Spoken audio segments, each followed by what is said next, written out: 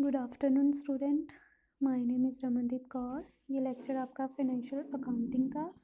आज हम अपने इस लेक्चर में आपका जो नेक्स्ट यूनिट है वो स्टार्ट कर रहे हैं। ठीक है, थर्ड यूनिट।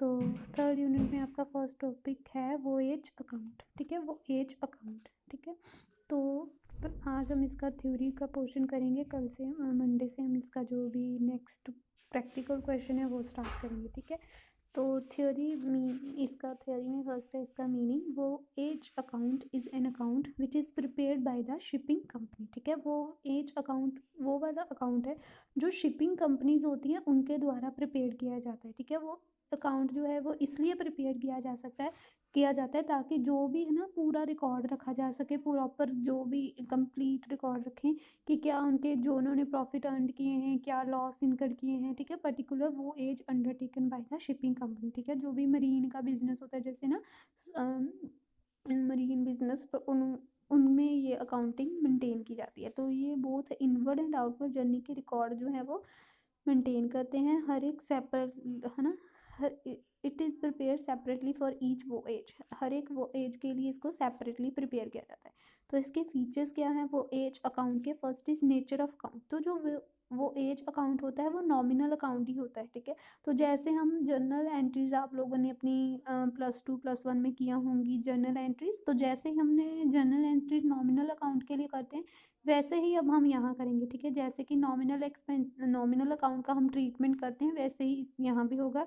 ठीक है, वही रूल होगा जो रूल था कि debit all the expenses and losses and credit all the income and gains. जो भी हमारे एक्सपेंसेस एंड लॉसेस है उसको हमने डेबिट करना है, और जो भी क्रेडिट है, जो भी इनकम है एंड गेन है उनको हमने क्रेडिट करना है। ठीक है, तो यहाँ पर क्या होगा कि जो भी हमारे एक्सपेंसेस एंड लॉसेस होंगे उसको हम डेबिट साइड पर लिखेंगे, और जो भी इनकम एंड गेन्स होगा उसको हम क्रेडिट साइड पर लिखेंगे। ठीक है, next is preparation of account. तो जो वो एज अकाउंट होता है वो शिपिंग कंपनी जो मरीन बिजनेस कंपनी होती है अपना डिटेल पर्टिकुलर वो एज की रिकॉर्डिंग करने के लिए इसको मेंटेन करके रखती हैं। ठीक है जी, मरीन कंपनी और शिपिंग कंपनी।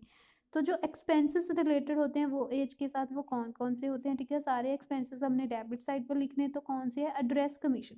तो ये जो कमीशन पेड करता है ना शिपिंग कंपनी, जो उसका एजेंट होता है उसको पे करता है। ठीक है, who book the freight for shipping, जिसने शिपिंग की फ्रेट जो है वो बुक की थी। तो इसको हम कैसे कैलकुलेट कर सकते हैं? Address commission is equal to freight plus primage into rate divide by 100। इसको ऐसे हम कैलकुलेट कर सकते हैं।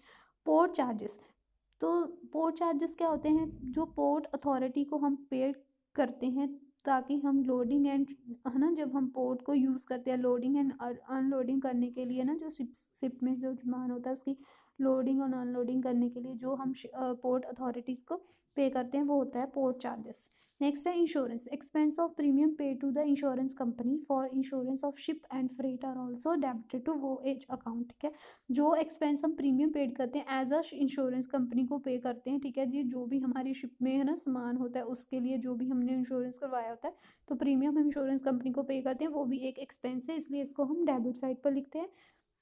ठीक है, जो प्रीमियम होता है वो ईयर के लिए पे किया जाता है। ठीक है, it should be adjusted according to the period of voyage. इसको एडजस्ट किया जाता है पीरियड के अकॉर्डिंग। नेक्स्ट है डेप्रिसिएशन। आपको पता है कि जो भी हमारी शिप है उसकी जब हम यूज़ उसको करते रहते हैं तो वोवेज के अकॉर्डिंग है ना, ड्यूरिंग जब हम उसको यूज़ करते हैं तो उसकी वैल्यू जो है कम हो जाती है। तो ये एक नॉन कैश एक्सपेंस है, इसको हम डेबिट साइड पर लिखते हैं। ठीक है, next is stores. Stock of stores is purchased. ठीक है, जो स्टॉक है स्टोर करने के लिए हमने उसको परचेज करना है, स्टोर को परचेज करना है, तो उस पर जो भी हमारा एक्सपेंसेस लगेगा है ना उसको लिखेंगे हम डेबिट साइड पर। तो स्टॉक वो कैसे हम स्टोर्स कंज्यूम्ड इज कैलकुलेटेड, कैसे हम उसको कैलकुलेट करेंगे? Opening stock plus net purchases minus closing stock करके जो आएगा। ठीक है, नेक्स्ट इज स्टीव डोरिंग। स्टीव डोरिंग क्या होती है? चार्जेस ऑफ लोडिंग होते हैं, अनलोडिंग जो भी हमारे कार्गो होता है शिप में से लोड करना, जो भी हमारे चार्जेस लगेंगे वो आ जाएंगे स्टोर में।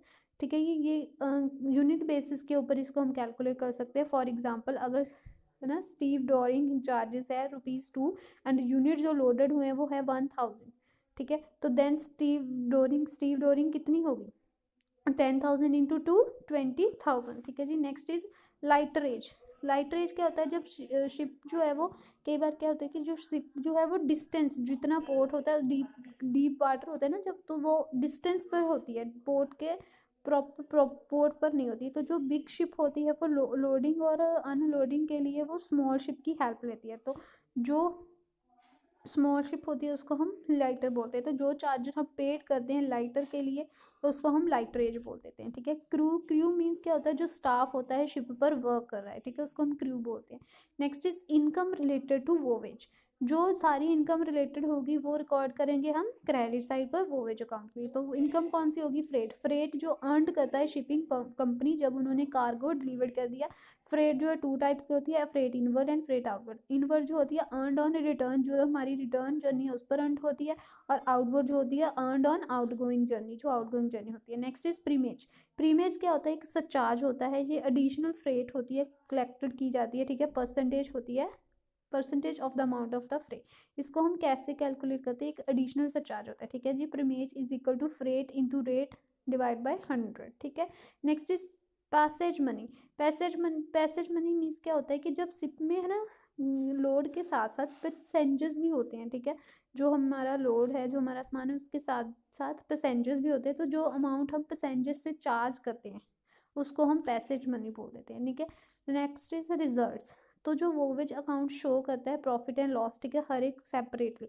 तो अगर हमारी इनकम जो है एक्सपेंसेस से ज़्यादा है तो हमें प्रॉफिट हुआ है, और अगर एक्सपेंसेस ज़्यादा है इनकम से तो हमें लॉस हुआ है, ठीक है। Next is preparation. तो जो वोवेज अकाउंट है वो सेपरेटली प्रिपेयर किया जाता है हर एक वोएज के लिए। तो it is not prepared on periodically basis, ठीक है। पीरियोडिकली बेसिस पर हम इसको नहीं प्रिपेयर करते, रादर इसमें हम सारे एक्सपेंडिचर इनकम जो है वोवेज के और शिपमेंट के बेसिस पर इसको हम लिखते हैं, ठीक है। तो ये एक फॉर्मेट है वोएज अकाउंट का, ठीक है। इसमें पर्टिकुलर्स अमाउंट, ये डेबिट साइड, ये क्रेडिट साइड, ठीक है। तो पर्टिकुलर्स में हम तो बैंकर कॉस्ट, सैलरी, क्रू की admission, address commission, depreciation, to stores consume, to managers commission, to stevedoring, to brokerage, to insurance, ये सारा इस साइड लिखेंगे पर्टिकुलर्स। दूसरी साइड हम फ्रेट लिखेंगे, इनवर्ड आउटवर्ड जो भी है, बाय प्रीमेज, बाय पैसेंजर मनी। तो फिर हम बैलेंसिंग फिगर करेंगे कि जिस साइड अगर लॉस, अगर हमें इनकम हुई है तो उसको हम डेबिट साइड पर लिख देंगे, है ना, जो नेट प्रॉफिट डालकर। और अगर हमें लॉस हुआ है तो उसको हम क्रेडिट साइड पर बाय नेट लॉस डालकर लिख देंगे। तो ये हमारी बैलेंसिंग फिगर आ जाएगी, ठीक है।